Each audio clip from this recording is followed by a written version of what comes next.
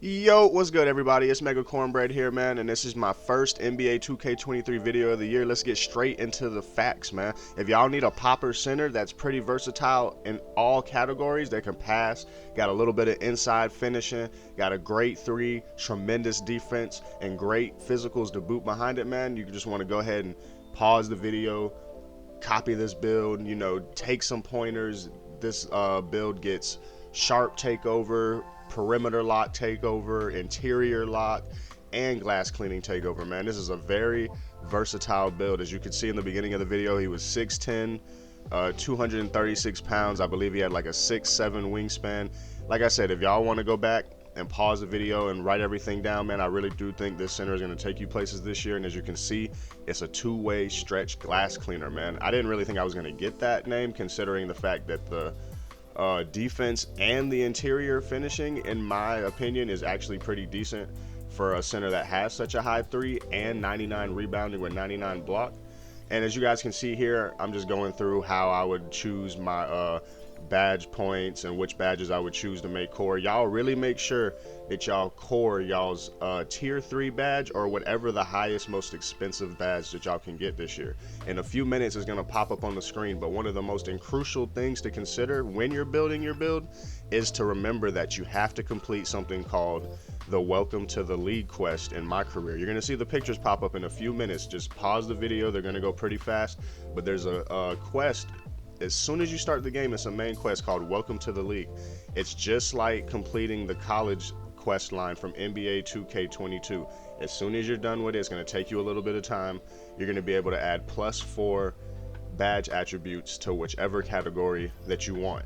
Now, I really do feel like if you haven't made your build yet, when you're in this part of the builder and you're giving up all your badge points and you're trying to figure out which ones you're going to get, you really need to take these extra 4 points into consideration. Oh yeah, right quick on the screen, you also saw the 4 spots for finding Ronnie 2K in the quest line to be able to unlock not only spawn points throughout the city so that you can fast travel and end up starting out at a much closer location to where you prefer to, you can also unlock your rebirth build. So that's what I'm saying, man. NBA 2K23 this year really feels like a big W. Not only did they listen to the competitive part of the community and create such a necessary skill gap, they also give you core essential gameplay features that most of the time they locked behind such a long and tedious grind. And for a lot of casual players who don't have the time to commit 8+ hours consistently on the game, they just got time for a couple games with their friends, this is perfect. Because I know a lot of people this year with this new builder, man, they're making builds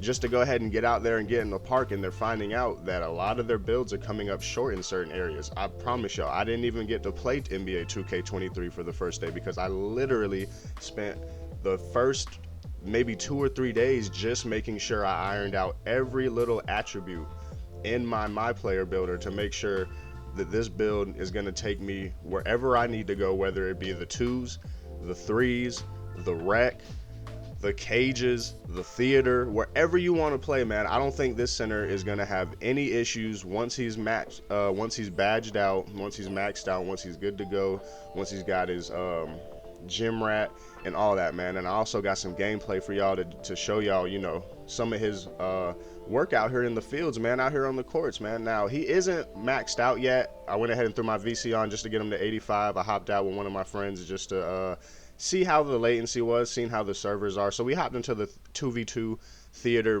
make it, give it. I really think the theater is a W this year. It adds a lot of fun and healthy variety of game modes to the game that, after about 6 to 8 months of the game, 2K kind of goes stale. People kind of get bored of watching the same meta at that time go on. So I really feel like adding these new game modes adds a ton of variety to the game, and it's going to keep people coming back for the whole year, and it's going to make it seem like the game isn't really dying down as quick as it normally would.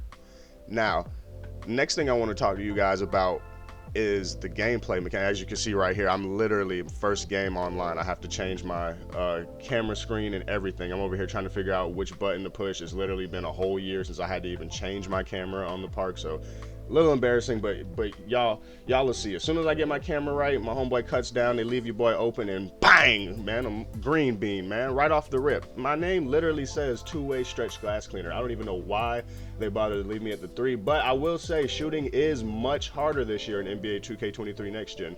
You definitely will not make whites. Now, I was nervous at first because, you know, a few whites did go into my career and just, you know, messing around in the drills for the team practice and whatnot, but no, definitely online they were not joking. Slightly late, slightly earlies, they do not drop, dude. They do not drop. Even with a couple badges, my shooter already has a couple badges from grinding my career. You know, I had to make sure I came out correct, but even then, it still does not drop, man. And one thing I do like, the addition of the delayed green meter, it actually requires you to feel out your jump shot now.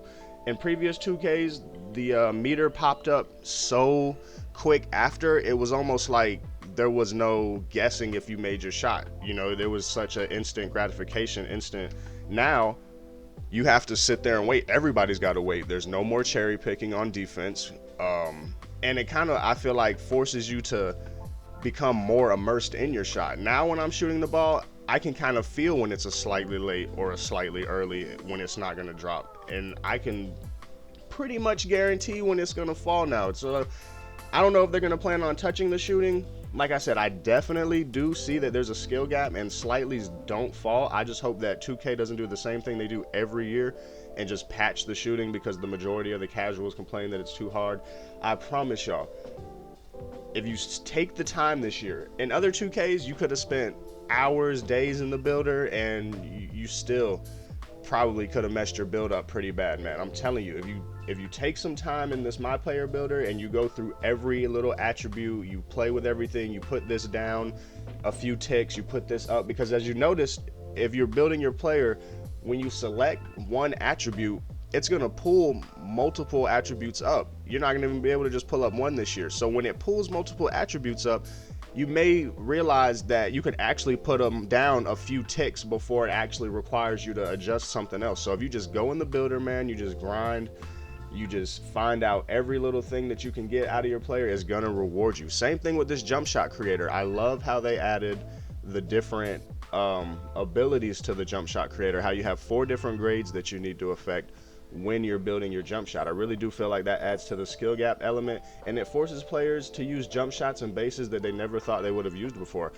I literally had to go into the jump shot creator and select each base until I found one that I thought had a decent grade set to match my skill style and what I wanted to be doing, which as a popper, you're going to want to be able to get a pretty high releasing jump shot and a pretty quick one. And as you can see right here, man, I don't leave y'all out. I'm getting straight to all the business this video. I'm not going to hide anything behind likes. I'm not going to hide it behind comments or subscribes or anything. Y'all want the build? Y'all want the jump shot? I got y'all, man. Now, as you can see, I got the base as PJ Tucker, release 1 and release 2. Release 1 is going to be Tim Duncan, and the second release is going to be Rashad Lewis. And as you can see right here on the screen, when you play with the blending animations, it actually affects the grades you get. You're going to see in a few seconds, I also play with the release speed. These are critical and crucial to creating your build. As you can see, as soon as I hit that threshold on the Tim Duncan, Rashad Lewis, it does not let me do it because I lack a 85 3 ball. But as you can see, if I were to have a maxed out Tim Duncan release, I would have much better, well, slightly better grades than I did at the 83-17, but right there is just the threshold that I need to get way better grades than I would have had if the blending animations were 50-50. So that's what I mean, dude. To find these, to find all this stuff out, I literally had to sit through with one base on and click through every jumper to see how the grades matched out. Then when I found a decent release 1 jumper with that base, then I went through all the releases again to find a decent release 2 jumper, and then I played with the blending speeds to get the ending result. But that's it for the video, man. If y'all liked what y'all saw, if y'all like this gameplay, if you thought this build was helpful and it's going to take you places somewhere, man, be sure to smack that like button, man. Leave a subscribe, comment down below if you thought this video was interesting, and let me know what else y'all want to see in the video. MegaKornbread out. Till next time.